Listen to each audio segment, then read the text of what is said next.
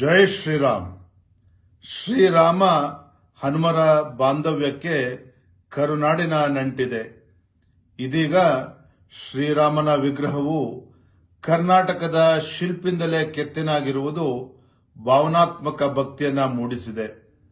ಮೈಸೂರಿನ ಅಪ್ರತಿಮ ಶಿಲ್ಪಿ ಕಲಾ ಪ್ರತಿಭೆ ಅರುಣ್ ಯೋಗಿರಾಜ್ ಅವರ ಭಕ್ತಿ ಕೌಶಲ್ಯದ ಕೆತ್ತನೆಯಿಂದ ಪಡಿಮೂಡಿದ ರಾಮ್ಲಲಾ ಮೂರ್ತಿಯು ಜನವರಿ 22ರಂದು ಅಯೋಧ್ಯೆಯಲ್ಲಿ ಪ್ರಾಣ ಪ್ರತಿಷ್ಠಾಪನೆ ನೆರವೇರುತ್ತಿರುವುದು ಕರುನಾಡಿನ ಹೆಮ್ಮೆಯಾಗಿದೆ.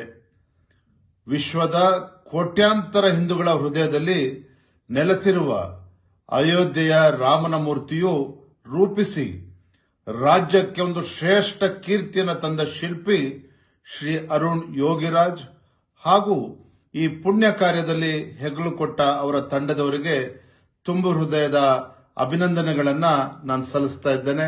ನಮಸ್ಕಾರ.